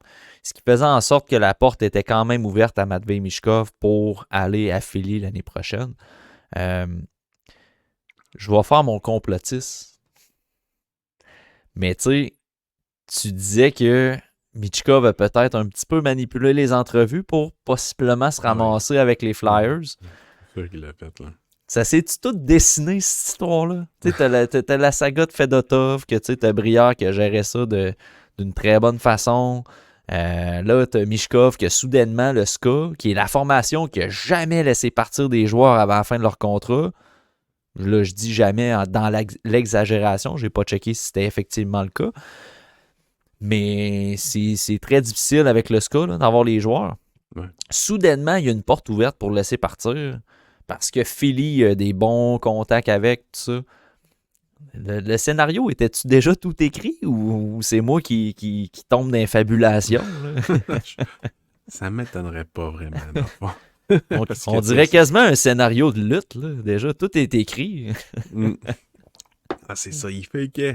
Non, je serais pas tout étonné que ce soit le cas. J'ai hâte de voir Michkov. Les Flyers ont passé près de faire les séries pareil. Puis je pense qu'il peut quand même avoir un impact rapidement dans l'équipe. Ça manque de firepower en offensive. Là, fait que Michkov n'arrivera pas et il ne jouera pas dans la Ligue américaine. S'il fait le saut, c'est pour jouer dans la Ligue nationale. Je pense que c'est assez clair pour ça.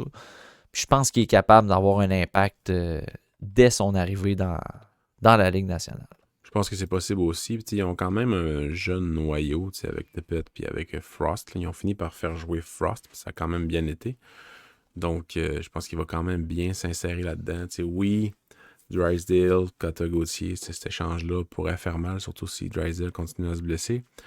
Mais je suis quand même positif là, par rapport à son arrivée dans l'équipe et comment ça pourrait les aider là, à avoir un peu plus de puissance en attaque. Est-ce qu'ils vont faire les séries? C'est encore à déterminer. C'est quand même une association, une conférence quand même difficile, l'Est, là, surtout leur division les autres. Puis, ça va être à surveiller, mais le cas de Sean Couturier aussi, qui a changé d'agent, puis ça reste le capitaine de la formation. Ça a mal fini la saison. Ouais, dès qu'il y a eu ça, l'équipe le club a planté, puis là, il a changé d'agent. Fait que s'il y a une transaction, puis il y a du leadership qui part, j'ai hâte de voir comment on va gérer l'arrivée de Michkov. Parce que il y a eu des rumeurs là, que c'est un cas à problème, puis on peut pas les balayer du revers de la main, là, mais en tout cas, il y a eu des témoignages qui contredisaient ces rumeurs-là. Fait qu'on sait comme pas trop sur quel pied danser dans le cas de Michkov, mais c'est sûr que si les vétérans de l'équipe quittent, on espère que des gars comme Konechny et Farabee vont être capables justement d'avoir un bon accueil pour le jeune Michkov. Ryan Poehling, on s'occupe de lui. En tout cas. Pascal, chicane chez les Leafs. Autre sujet d'actualité qui a fait un peu le tour du web, là, l'engueulade. Matthews, Nylander à 2 sur Marner. Marner tire ses gants, fâché sur le banc. Ça va pas bien chez les Leafs. On va-tu l'éclater, ce noyau-là, cet été? Écoute, je pense que le DG qui est en place, Trey Living ou Shanahan, il y a des têtes qui vont tomber s'ils se font... je suis content qu'il ait gagné 2 derniers matchs. Je suis content. Non, pas tant que ça, parce que je prends pour Boston, mais je suis quand même content qu'il soit repris un peu là, dans le dernier match, qu'il ait gagné. Mais tu sais, la façon qu'elle est montée, l'équipe, ça fonctionne pas. Puis tu sais, maintenant, c'est se mettre la tête dans le sable de penser que juste pensant juste à l'attaque, puis que défensive, c'est pas trop important, ni le gardien de but. Mais maintenant, ça suffit le patchage. Là. faut d'autres choses que ça. Puis je pense pas que Trey Living va être capable de... En tout cas, moi, personnellement, si c'était lui qui s'occupait de modifier un peu le noyau de gars de 10 millions, je serais pas confiant. Pas tout. Vraiment pas confiant. On parle du gars qui a échangé Ketchuk contre Huberdeau, là. Fait que, tu sais, oui, je pense qu'il va se passer quelque chose de gros cet été s'ils perdent contre Boston, mais je serais vraiment... Que ce soit lui qui s'occupe de ça, je trouve vraiment que c'est cave. Parce que je trouve vraiment pas que c'est un DG qui est bon. Donc, en tout cas, tant mieux pour les partenaires des Canadiens. Sérieusement. Mais tu sais, est-ce que ça va être... Lequel partirait? D'après moi, ça va être Marner. Veut pas, tu sais. Bon, lui qui est la tête de Turc des partisans depuis vraiment longtemps. Puis tu sais, j'y comprends. Avec raison. Série, des fois, ben, tu sais, il est soft. Vraiment soft. Tu sais, je l'ai défendu une couple de fois contre moi-même. Ce gars-là, parce que justement, il dirige le jeu, il est quand même bon en défensive, mais sérieusement, qui est soft. Vraiment soft. Fait que, tu sais, est-ce que tu veux ce gars-là en série tout le temps? Moi, j'aime bien mieux Nylander, tant qu'à ça.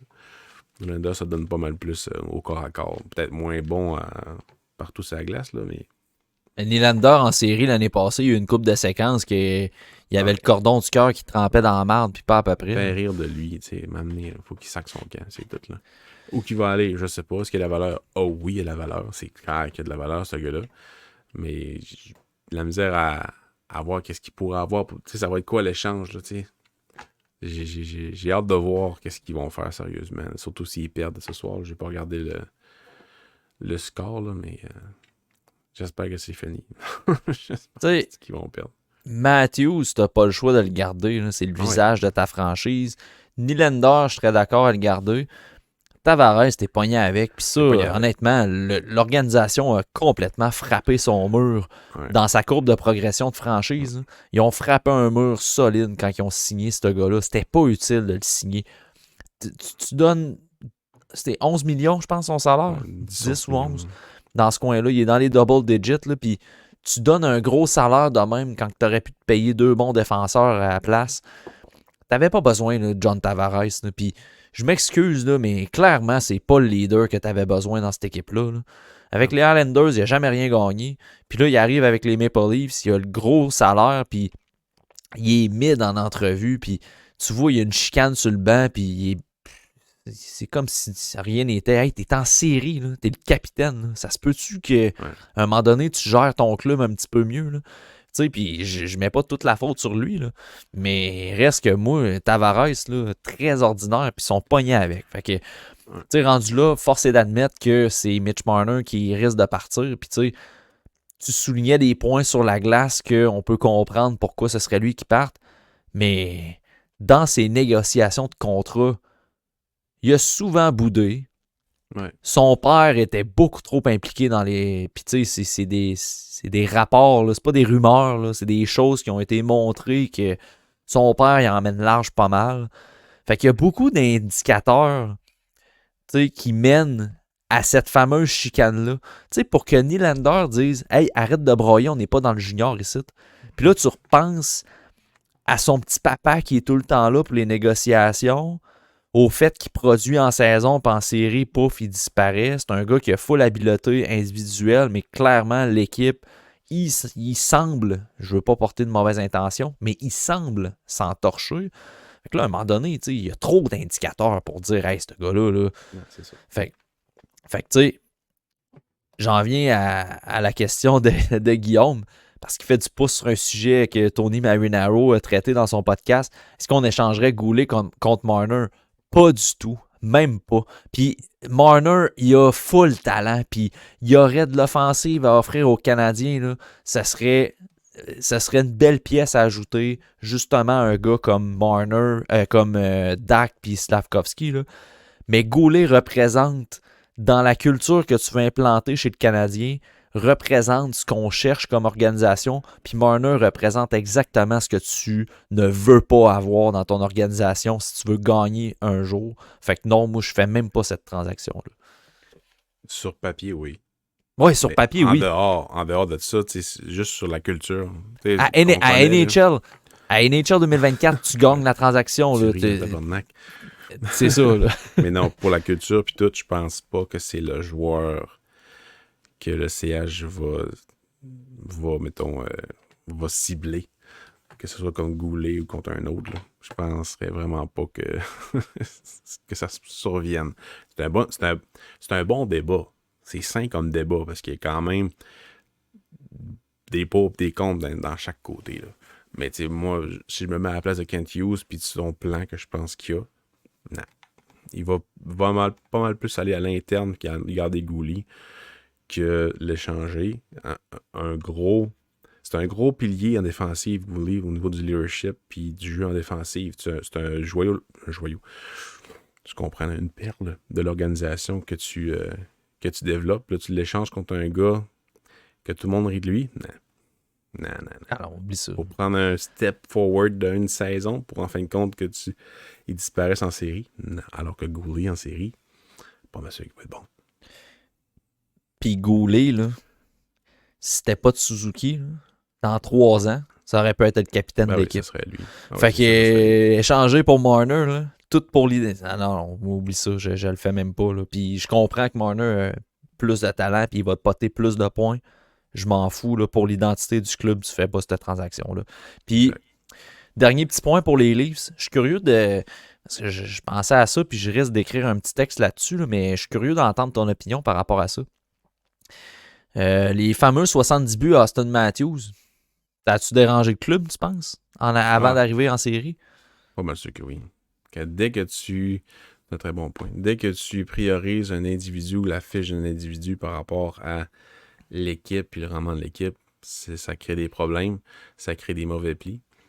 Tout le monde passait à Matthews. Hein? Ah ouais, tout le monde y passait. Il respectait pas le système, il voulait juste y passer. Ovechkin, pour une partie de la saison, il fallait absolument qu'il marque, qu'il envoyait, mais il n'était pas capable de suivre. Là, ça a mieux été en fin de la saison. Là. Il a retrouvé ses jambes après 50 matchs. Là.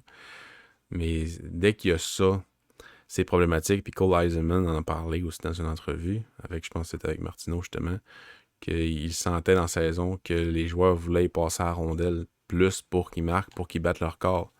Mais c'est pas toute une bonne façon de jouer, une bonne mentalité à mes yeux, que ce soit dans le junior ou dans le Ligue nationale de hockey. C'est pas une bonne mentalité pour les joueurs qui font des fameuses passes. Non. Tu sais, je veux dire, Eiserman puis Matthews, ils peuvent pas on peut pas leur reprocher. Là. Ils reçoivent tout le temps en rondelle, ils font ce qu'ils font de mieux. Tirer au filet puis essayer de marquer. C'est ça. Mais les autres, tu sais, respectez le système. Puis, si vous avez une shot pour le filet, tirez, bon Dieu. Il prendra le retour au pire. Tu sais.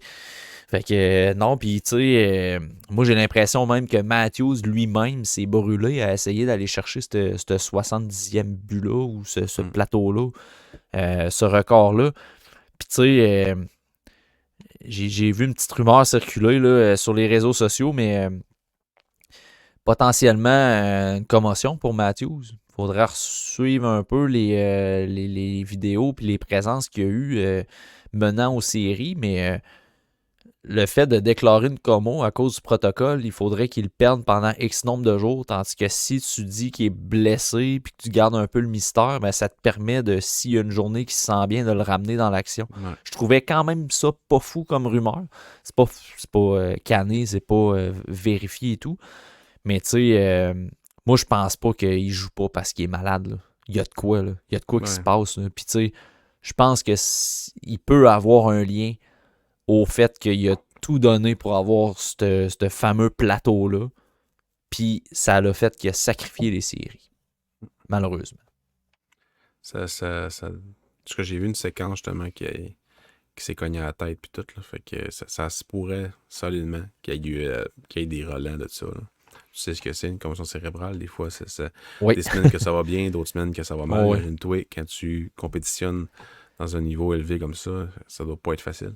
Alors, fait que, on verra peut-être qu'il y a juste eu un petit coup m'amener puis ça a tout revenu. Ou même un petit whiplash, là, tu sais.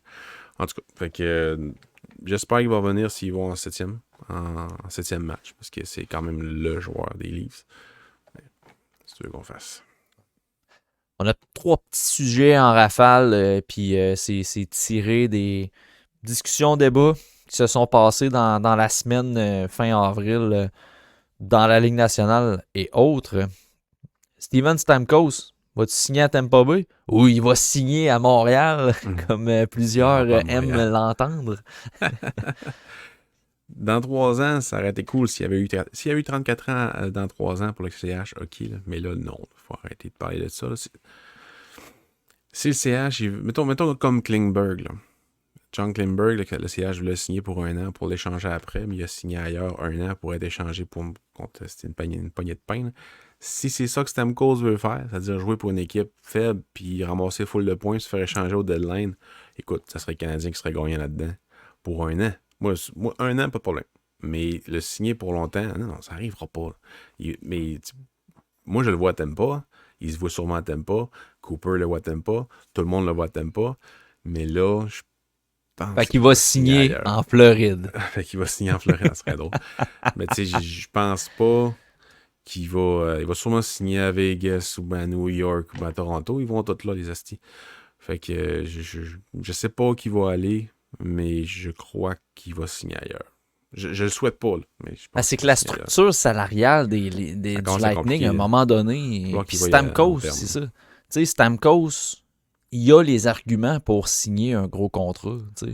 Ouais. À moins qu'il ait la volonté vraiment de rester à Tampa Bay puis qu'il prenne un cheap deal pour rester là, mais il Comme y a tous Bergeron un les peu. c'est ça, il y a tous les arguments pour aller chercher un contrat qui a de l'allure Puis ailleurs. Là. Fait que, la drop commence là, dans ses stats. C'est encore vraiment haut, là, mais tu vois que ça commence à baisser pas mal, puis il a 34 ans. Donc, tu sais, c'est un gros red flag de le signer pour plus que 3 ans, selon moi.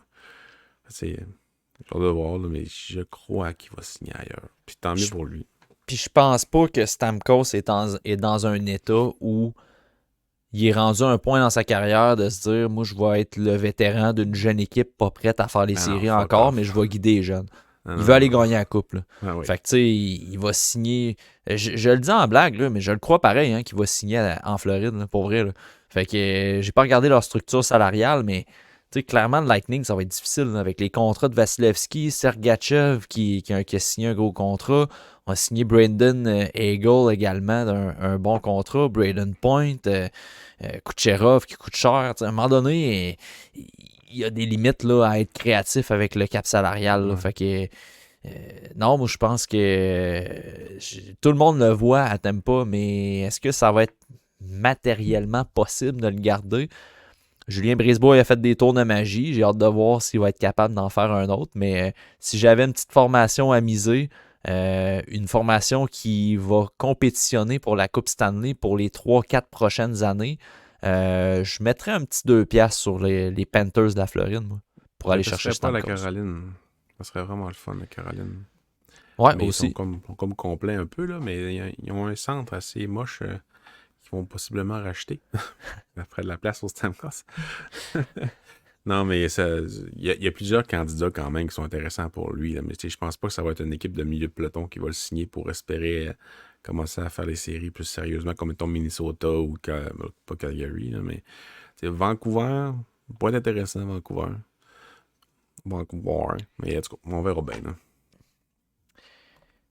Fait que si on signe pas Stamkos, est-ce que Patrick Laine va signer à Montréal?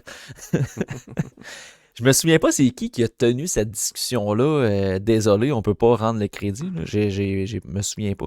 Mais ça a J'ai vu été ça passer discuté. aussi. Ouais, Je on m'en a vu ça souviens pas. passer sur X pas mal. Patrick Laine, tu le signes-tu? Ben non.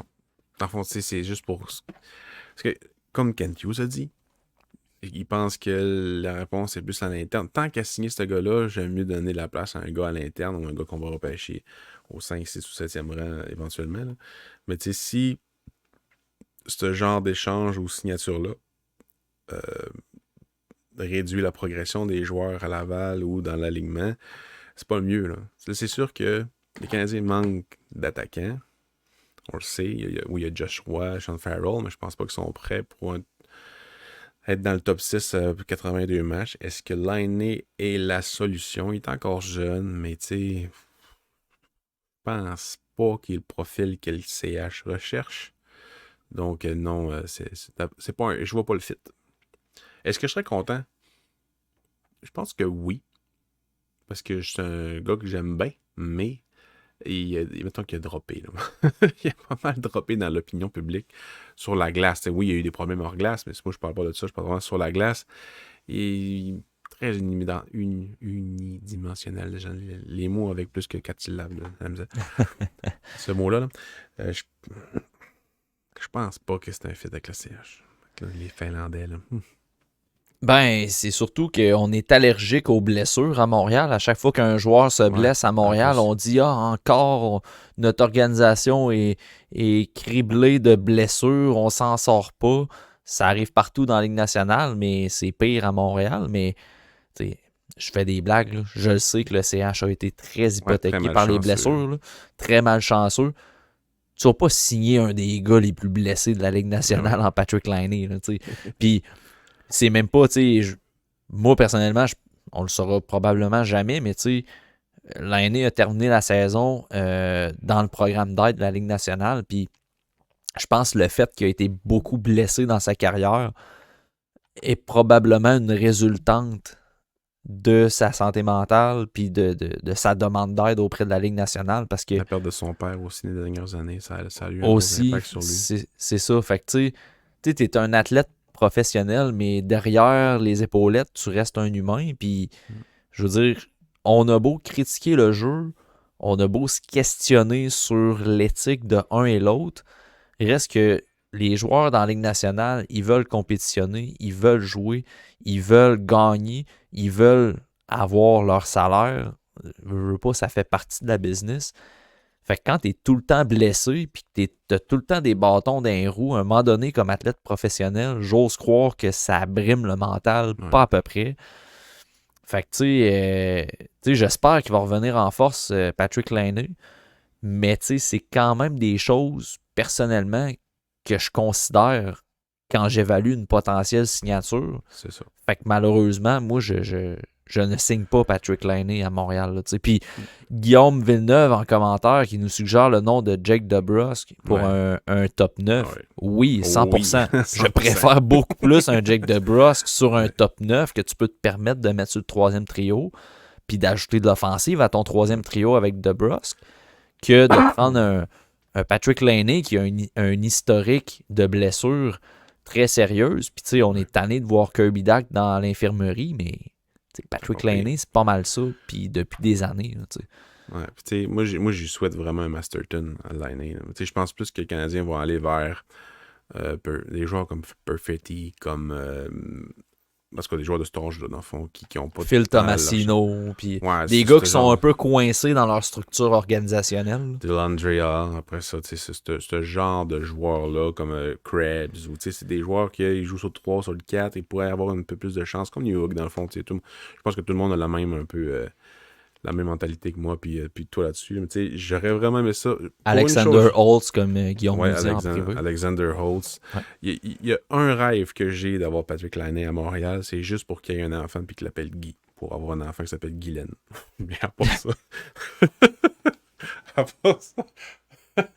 Je l'ai dit une deux fois sur Twitter, ça fait longtemps. Que, si vous vous rappelez pas de cette joke-là, Guy Laine. Je pense que ça pourrait être drôle, mais bon. On termine l'épisode avec un dernier petit sujet qui a retenu l'attention dans l'actualité. On a sorti une capsule sur notre chaîne YouTube. Vous pouvez aller la consulter. C'est un extrait de l'épisode 126, je crois, concernant Oliver Kapanen. Parce que cette semaine, dans une entrevue, l'entraîneur d'Oliver Kapanen mentionnait que dans le style... Oliver Kapanen lui faisait penser à un certain Sébastien Aho. Puis là, ben, ça a parti en vrille. Kapanen, le prochain Sébastien Aho. De l'autre côté, ben, t'avais les grognons un peu comme moi qui... Oui, Oliver Kapanen, c'est le prochain Sébastien Aho, autant que Norlinder était le prochain Lidstrom. Fait que là, c'est ça. Fait que bref, Pascal... Est-ce que Oliver Kapanen, c'est le prochain Sébastien Aho? Non. Celui des Islanders ou celui des Hurricanes? Ce que j'ai aimé de comment que Nicolas Cloutier de TVA Sport a traité la nouvelle, c'est qu'il l'a pas sacré dans son titre. Ouais. Ça, j'ai vraiment apprécié. Je me rappelle pas c'était quoi son titre, mais c'était bien normal comme titre. Puis quand j'ai vu la coach, j'ai comme, Christy, TVA Sport, ils prennent de plus en plus une voie clickbait. Puis il y avait le clickbait parfait, mais ils l'ont pas fait. J'imagine que Cloutier il a eu son mot à dire sur le titre. Là. J'étais quand même content qu'il le fasse pas. Mais Puis c'était un texte très intéressant, là, honnêtement. Ouais. C'est cette partie-là qu'on ressort puis qu'on veut adresser, mais je vous invite à le lire. Là. C'est intéressant, les propos qui sont tenus dans... Ça vient expliquer un peu la progression au sein du club là, cette année, parce qu'on en a parlé. Là, Kapanen a eu une belle progression statistique au sein de son équipe et tout. Okay. Il a pris les choses en main, même si c'est pas un play driver. C'est vraiment plus un gars complet qui profite un peu du jeu de ses coéquipiers, mais qui quand même qui est tout le temps placé à la bonne place. C'est vraiment ça, sa grosse qualité. Il y a un rebond, il est là. Fait que, il y a une bonne capacité. Mais je l'ai déjà parlé quand même assez souvent là, d'Oliver Kapanen. Je pense pas que son ceiling est très haut, mais sa saison, on ne peut pas espérer mieux au niveau de sa saison dans le profil qu'il a. Fait que, il va venir ici faire le camp d'entraînement. Il fera pas l'équipe, parce que c'est écrit dans le ciel. Là. Il va jouer en CHL, puis c'est parfait. Puis après ça, il viendra, puis on verra ce qu'il va donner. Mais tu sais, il n'y a rien qui presse. En SHL, tu veux dire? Ouais, c'est ce que j'ai dit. En CHL. Il va jouer en CHL. Non, il va jouer en SHL. Ouais. Excusez. Mais c'est ça. Fait que c'est le meilleur scénario, je pense que pour lui. Il va probablement plus prendre de liberté au niveau de l'offensive. Puis ça va de responsabilité. Il va jouer, je pense qu'il est déjà assuré de jouer sur le premier ou sur le deuxième trio. Sûrement aussi sur l'avantage numérique. Donc, quand bien lui fasse, je suis bien content pour lui. Alright. C'est ce qui met fin à notre épisode, notre petit bloc qu'on traite des sujets d'actualité. Bien plaisant. Merci beaucoup au Patreon d'avoir participé en grand nombre pour les questions. Je vous rappelle, mardi, le 7 mai, podcast en direct. C'est dans pas long, c'est dans 5 jours, Pascal. Let's go! Let's go! 5 jours, loterie du repêchage, podcast en direct. On a la gang du TSLH Espoir. On a Marty du podcast La Relève qui vient nous rejoindre également sur le panel. Des analyses, du contenu, des discussions par rapport aux espoirs. Des jeux de mots. Peut-être certains jeux de mots audacieux, effectivement. Fait que oui, Guillaume en privé qui nous dit c'est le temps de faire nos prières. Partisans des Canadiens, mettez vos chapelets et les cordes à linge. Celebrity. Ça finit là. Hey, c'est vrai, vite de même, Pascal, le CH repêche 5e. Ivan Demidov, il se rend-tu là ou il repêche avant? Avec l'information qui est sortie tantôt. Sûrement, il repêche avant. Là. Pense aussi. S'il drop, tant mieux. Ça veut dire que des défenseurs ont été pris avant. Mais s'il passe à côté, s'il l'ignore. Je penserais pas. Je pense pas que ça arrive. Moi non plus, ça n'a aucun sens. Je pense pas que ça arrive. Il va sûrement se ramasser en Anaheim, mais bon. Donc, pour savoir quand est-ce que le CH va repêcher, loterie du repêchage avec le TSLH podcast, on va être en direct. Vous allez pouvoir poser des questions pendant les épisodes. On vous prépare un bon petit show pour vous autres. Donc, merci beaucoup d'être au rendez-vous. Puis, on se revoit mardi le 7, loterie du repêchage. Ciao! Ciao!